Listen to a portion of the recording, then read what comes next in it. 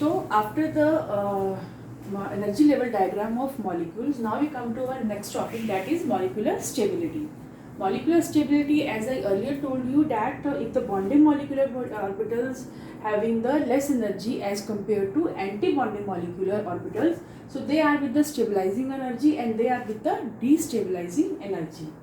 Now what they are trying to explain with this molecular stability, they are going to explain that if the molecule is stable or not, and how can we decide that the molecule, if formed, is stable or it is unstable.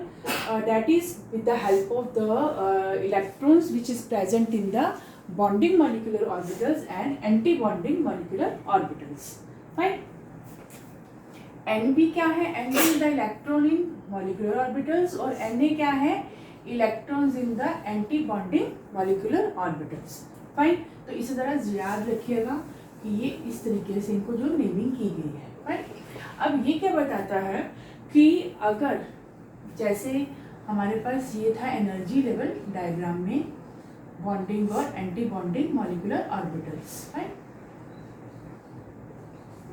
तो अगर यहाँ पर electrons अगर present हैं, electron present होने का मतलब है कि जब इलेक्ट्रॉन यहाँ पे, फॉर एग्जांपल हम हाइड्रोजन के ऑर्बिटल डायग्राम की बात करते हैं कि this is the 1s orbit of, या फिर हम कह सकते हैं this is the hydrogen atom, this is the hydrogen atom. अब मिलके ये मॉलिक्यूल बनाता है या नहीं बनाता है, वो कहीं ना कहीं हमें ये स्टेबिलिटी ऑर्डर बताएगा. राइट. सो हाइड्रोजन में कितना 1s. अब इसमें क्या होगा, एक ही इलेक्ट्रॉन प्रेजेंट होता है, दूसरा इलेक्ट्रॉन हम थोड़ा ऑपोजिट स्पिन के साथ यहाँ पे शो करेंगे. तो जब एक एटॉमिक ऑर्बिटल हाइड्रोजन का 1s का इलेक्ट्रॉन क्या करेगा, इंटरेक्ट करेगा दूसरे एटम के 1s के साथ, तो सबसे पहले वो लोअर एनर्जीज को फिल करेगा. अब लोअर एनर्जी में क्या होगा, फर्स्ट यहाँ क्या है, 2 ही इलेक्ट्रॉन है, तो किस में फिल हो गए, इट फिल्ड इन 1 या it filled in sigma 1s. Sigma 1s मिल गया. और एंटी बॉन्डिंग में यहाँ पर कोई भी इलेक्ट्रॉन प्रेजेंट नहीं हुआ, क्योंकि 2 इलेक्ट्रॉन्स थे, हाइड्रोजन के पास एक हाइड्रोजन के पास, एक एटम के पास एक इलेक्ट्रॉन है. तो 2 एटम के जब इलेक्ट्रॉन आपस में बॉन्डिंग करेंगे या क्लोज होंगे, तो वो क्या फॉर्म करेंगे, they form the bonding molecular orbital, that is sigma 1s. अब एंटी में तो कोई भी इलेक्ट्रॉन नहीं गया. ठीक. सो अब ये बताता है कि क्या ये मॉलिक्यूल स्टेबल है या स्टेबल नहीं है. तो ये हो गया आपका बॉन्डिंग मॉलिक्यूलर ऑर्बिटल. थोड़ा सा मैं इसको ऐसे लिख देती हूँ. This is the energy level diagram only for hydrogen molecule. ठीक. सो यहाँ पे आप देखिए कि ये है सिग्मा 1s जो कि बॉन्डिंग मॉलिक्यूलर ऑर्बिटल है, और ये कौन सा है, एंटी बॉन्डिंग मॉलिक्यूलर ऑर्बिटल. ठीक है. सो अब यहाँ पे जो मैंने कंडीशन दे रखी है कि it expressed in the term of electron present in bonding और एंटी बॉन्डिंग, यानी कि हम यहाँ पर किसी भी मॉलिक्यूल की अगर स्टेबिलिटी को एक्सप्लेन करते हैं तो वो हम किसके बेसिस पे करेंगे, इन इलेक्ट्रॉन्स के बेसिस के ऊपर. अब ये इलेक्ट्रॉन्स तो आपके किसके अंदर है, एटॉमिक ऑर्बिटल्स के अंदर. जब ये इंटरेक्ट करेंगे तो इलेक्ट्रॉन किस में आएंगे, मॉलिक्यूलर ऑर्बिटल्स के अंदर. तो अब वो इलेक्ट्रॉन मॉलिक्यूलर ऑर्बिटल्स के अंदर एंटी बॉन्डिंग के अंदर है या एंटी बॉन्डिंग, वो डिसाइड करती है stability of the molecule. Fine. अब आप देखिए कि यहाँ पे मैंने 3 कंडीशंस लिखी है, फर्स्ट, सेकंड एंड थर्ड. अब क्या है, if Nb is greater than Na. Nb का मतलब है electron in bonding molecular orbital. अगर इलेक्ट्रॉन बॉन्डिंग मॉलिक्यूलर ऑर्बिटल में ज़्यादा है as compare to anti bonding molecular orbital, इनमें इलेक्ट्रॉन्स का नंबर ज़्यादा है एज कंपेयर टू दिस, तो मॉलिक्यूल कैसा होगा, स्टेबल होगा. तो यहाँ पर क्या बता रहे हैं कि ये जो मॉलिक्यूल है हाइड्रोजन का, ये क्या है, स्टेबल. फाइन. दूसरा, सेकंड कंडीशन है कि अगर नंबर ऑफ इलेक्ट्रॉन बॉन्डिंग के कम होते हैं और एंटी बॉन्डिंग के बढ़ जाते हैं, तो वो मॉलिक्यूल स्टेबल नहीं होगा. और अगर इक्वल हो जाते हैं तो भी molecule is not stable, fine. So stability of the molecule is explain on the basis of electron present in the molecular orbitals, fine. अब next is how we calculate the bond order. As we earlier studied about, bond order means number of bonds present in the molecule, or you can say number of a bond present in the molecule, or you can say how it formed, how many bonds are present between the same or different molecules, fine. So अब next is the bond order. तो bond order को हम calculate करते हैं 1/2 number electronic bonding minus electronic anti bonding, ठीक। अब हम यहाँ पे देखेंगे कि बॉन्ड ऑर्डर हमें क्या बताता है, नंबर ऑफ बॉन्ड्स। तो ये थोड़ी सी काफ़ी खिचड़ी सी पक गई है, सो इसको भी मैं ज़रा ऐसे लाइक दिस, ठीक। So I going to rub this.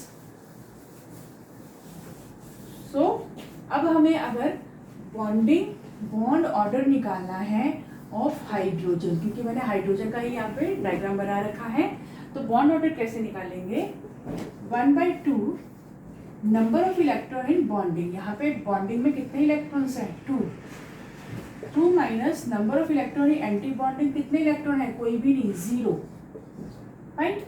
तो ये क्या होगा, 2 माइनस 0 इज,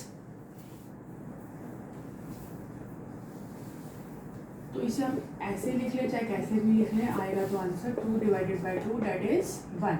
तो कितना बॉन्ड ऑर्डर आ गया, हाइड्रोजन में 1। अब बॉन्ड ऑर्डर क्या बता रहा है कि हाइड्रोजन और हाइड्रोजन का मॉलिक्यूल एग्जिस्ट कर सकता है और उसमें जो बॉन्ड है, सिंगल बॉन्ड प्रेजेंट है, so this is the hydrogen molecule, और ये हमें इसके अंदर प्रेजेंट बॉन्ड के बारे में बता रहा है, फाइन। अब बॉन्ड ऑर्डर हमें स्टेबिलिटी ऑफ बॉन्डिंग ऑर्बिटल्स की स्टेबिलिटी के बारे में भी एक्सप्लेन करता है। पहले हमने मॉलिक्यूल्स की स्टेबिलिटी के बारे में बात करी, जिसमें नंबर ऑफ इलेक्ट्रॉन जो प्रेजेंट होंगे बॉन्डिंग और एंटी बॉन्डिंग, वो बताते हैं कि मॉलिक्यूल स्टेबल है या नहीं है। अब यहाँ पे ये मॉलिक्यूल स्टेबल थे क्योंकि इसमें बॉन्डिंग में ज़्यादा इलेक्ट्रॉन थे as compare to anti bonding. और दूसरा क्या बता रहा है कि stability of bonding orbitals, sorry not bonding, it is a bond order, कि बॉन्ड ऑर्डर की स्टेबिलिटी को हम कैसे एक्सप्लेन करते हैं। तो बॉन्ड ऑर्डर की स्टेबिलिटी को एक्सप्लेन करना मतलब कि कैसे किस भी हाफ पे आप ये कह सकते हो कि ये वाला बॉन्ड ऑर्डर ज़्यादा स्टेबल है as compare to this one.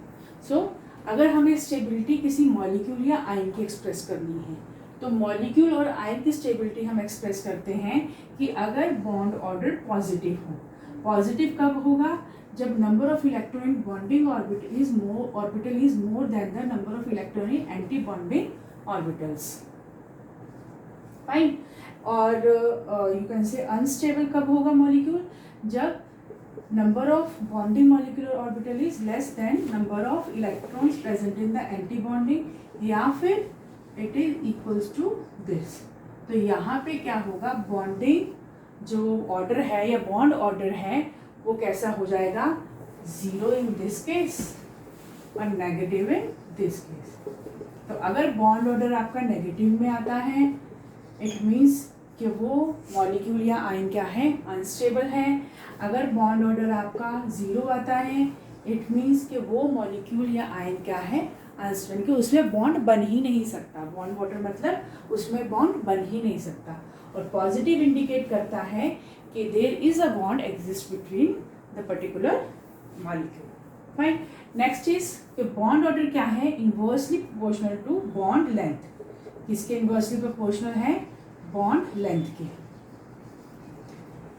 जितना बॉन्ड ऑर्डर ज़्यादा होगा उतनी बॉन्ड लेंथ कम होगी। तो इसलिए अगर हम ट्रिपल बॉन्ड की बात करें तो बॉन्ड ऑर्डर क्या है यहाँ पे ज़्यादा, तो बॉन्ड लेंथ कैसी होगी, इसकी कम होगी, ठीक। सो ये क्या है हमारी कि जो बॉन्ड ऑर्डर की स्टेबिलिटी हम कैसे एक्सप्लेन करते हैं। अब ये बॉन्ड ऑर्डर कैसे एक्सप्लेन कर रहा है कि बॉन्ड ऑर्डर अगर इनवर्सली रिलेशन में है तो बॉन्ड ऑर्डर जितना ज़्यादा होगा बॉन्ड लेंथ उतनी कम होगी, तो उतना ही वो क्या हो जाएगा, अनस्टेबल मॉलिक्यूल हो जाएगा। So clear. So after this is there need to explain it again? So I have explained the stability of a molecules, then I have explained the stability of in term of bond order. ठीक है, so please इस video को आप ज़रा ध्यान से देखिएगा, so it will be more clear to you. Fine. Then next we come to the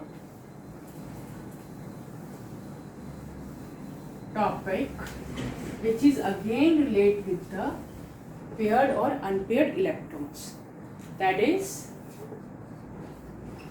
paramagnetic and diamagnetic nature of molecular orbitals. अब पैरामैग्नेटिक और डायमैग्नेटिक नेचर कहाँ से आता है? इट कम फ्रॉम डाइपोल, या फिर हम कह सकते हैं come from magnetic movement. Magnetic movement जिसे हम यू से इंडिकेट करते हैं, and it is how can we calculate it? By n-2, where n is the number of electrons.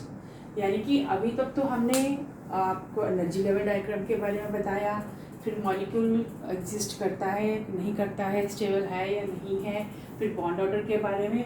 अब ये भी मॉलिक्यूलर ऑर्बिटल्स के मैग्नेटिक और पैरामैग्नेटिक नेचर के बारे में बताता है कि जो पर्टिकुलर मॉलिक्यूल अगर एग्जिस्ट कर रहा है तो वो कैसा नेचर है, मैग्नेटिक है या फिर डायामैग्नेटिक है. तो डायामैग्नेटिक या पैरामैग्नेटिक कहाँ से आता है? It is come from the magnetic movement. और मैग्नेटिक मूवमेंट क्या होता है? मैग्नेटिक मूवमेंट मीन्स कि जब नॉर्मली क्या होता है, when the electron present in orbitals, या आप ऐसे लिख लीजिए, व्हेन पेयर्ड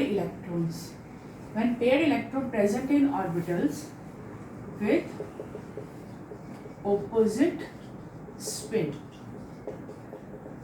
अब ये क्या है? अगर हम किसी भी ऑर्बिटल की बात कर रहे हैं, जैसे हमारे पास मॉलिक्यूलर ऑर्बिटल बना ऐसा, दैट इज सिग्मा 1s. अब इसमें क्या है? दोनों इलेक्ट्रॉन्स पेयर्ड हैं, पेयर्ड इलेक्ट्रॉन और विद द ऑपोजिट स्पिन. तो ये क्या कर रहे हैं? दे कैंसल आउट, और ये cancel out the magnetic moment of each. क्योंकि स्पिन क्या है? स्पिन के ऑपोजिट, यानी कि एक पॉजिटिव है और एक नेगेटिव है, तो दोनों क्या कर रही है? दूसरे के मैग्नेटिक मूवमेंट को कैंसिल आउट कर रही हैं. तो जब दोनों की स्पिन एक दूसरे को कैंसिल आउट करती है तो इट मीन्स कि जब इलेक्ट्रॉन पेयर्ड होंगे ऑर्बिटल के अंदर with the opposite spin, there magnetic movement is zero. Why it is zero?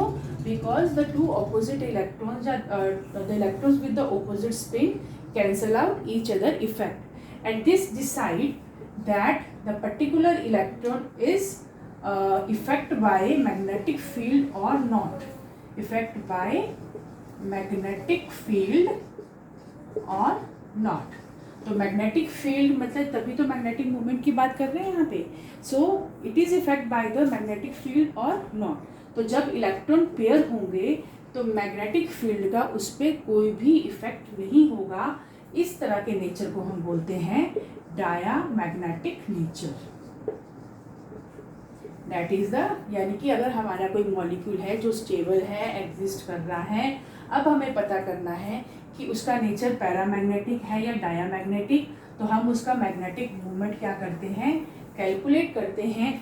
अगर वो मैग्नेटिक मूवमेंट कैसा आता है, मतलब कि वो बता रहा है कि जो इलेक्ट्रॉन्स अगर पेयरिंग में है मॉलिक्यूलर ऑर्बिटल के अंदर विद ऑपोजिट स्पिन, वो एक दूसरे के इफेक्ट को कैंसिल आउट कर रहे हैं. इट मीन्स कि अब यहाँ पर क्या हो रहा है? They have a no chance to attract by the magnetic field. Magnetic field का उस पर कोई भी इफेक्ट नहीं होगा. So they are the diamagnetic in nature. ठीक है. ऐसे ही next is the paramagnetic movement या paramagnetic nature of molecular orbitals. या अब जो आपके यहाँ मॉलिक्यूलर ऑर्बिटल्स, यहाँ सब्सटेंसेस कुछ भी बोल सकते हैं. ठीक है. अब उसके बाद पैरामैग्नेटिक नेचर कैसा होगा? Paramagnetic nature is for unpaired electrons. अगर ऑर्बिटल्स के अंदर अनपेयर्ड इलेक्ट्रॉन्स हैं तो यहाँ पे कोई स्पिन ऑपोजिट स्पिन नहीं है या इसको कैंसिल आउट करें, so it is affect bye the magnetic field, it is affect bye the magnetic field. और जब ये इफेक्ट होगा it means that type of substance is the paramagnetic in nature, that is the paramagnetic in nature. So with this we complete our energy level of the molecular orbitals, their stability and magnetic and diamagnetic nature of the substances, right? अब एक चीज़ याद रखनी है, जितना paramagnetic nature unpaired electron ज़्यादा होंगे उतना paramagnetic nature ज़्यादा होगा, या हम कह सकते हैं कि जितने अनपेयर्ड इलेक्ट्रॉन्स होंगे उतना ही मैग्नेटिक मूवमेंट ज़्यादा होगा, ठीक है। अब मैग्नेटिक मूवमेंट, क्योंकि हमें ये मैग्नेटिक मूवमेंट क्या बता रहा है कि whether the substance is attract और not attract by the magnetic field, तो हमें अगर किसी भी सब्सटेंस का मैग्नेटिक मूवमेंट कैलकुलेट करना है तो अगर इलेक्ट्रॉन उसमें पेयर्ड होंगे, पेयर्ड मतलब डायामैग्नेटिक इन नेचर, तो उसका मैग्नेटिक मूवमेंट आप कह सकते हो कि वो एक दूसरे को कैंसल आउट कर रहे हैं। लेकिन अगर अनपेयर्ड इलेक्ट्रॉन्स हैं, यहाँ पे क्या होगा, यहाँ पे मैग्नेटिक मूवमेंट, इस केस में क्या होगा, आपका जो मैग्नेटिक मूवमेंट है वो कैसा हो जाएगा, ज़ीरो, क्योंकि दोनों क्या कर रहे हैं, एक दूसरे को कैंसिल आउट कर रहे हैं इफेक्ट को। तो जब मैग्नेटिक मूवमेंट ज़ीरो होगा it means that substance is diamagnetic in nature, और जब magnetic movement is not equal to zero it means उसमें अनपेयर्ड इलेक्ट्रॉन है and it is the paramagnetic in nature. So जितने unpaired electron ज़्यादा होंगे उतना ही सब्सटेंस का मैग्नेटिक मूवमेंट ज़्यादा होगा। सो हम यहाँ लिख देते हैं जो ओवरऑल इसका क्या रिजल्ट आया, greater is the unpaired electrons, more will be the magnetic movement और paramagnetic nature of substance. Fine, एक बार इसको मैं दोबारा रिपीट कर देती हूँ इन ब्रीफ कि क्या है मैग्नेटिक और पैरामैग्नेटिक। ये हमें क्या बताता है, ये हमें एक्चुअल में बताता है magnetic movement of the substance, right. अगर सब्सटेंस का मैग्नेटिक मूवमेंट जितना ज़्यादा होगा या एग्जिस्ट करेगा, या आप कह सकते हैं कि अगर वो सब्सटेंस का मैग्नेटिक मूवमेंट कुछ रहा है इट मीन्स वहाँ पे इलेक्ट्रॉन्स कैसे होंगे, अनपेयर्ड होंगे, तभी वो मैग्नेटिक फील्ड से अट्रैक्ट करेंगे। और जब अगर वो पेयर्ड होंगे वहाँ उनकी क्या हो रही है, जो स्पिन एक दूसरे के इफेक्ट को कैंसिल आउट कर रही है, वहाँ पे मैग्नेटिक मूवमेंट ज़ीरो हो जाएगा, यानी कि उस पर मैग्नेटिक फील्ड का कोई भी इफेक्ट नहीं होगा। सो वो सी सब्सटेंसेस कैसी हो जाएंगी, diamagnetic in nature. So with this this topic is complete.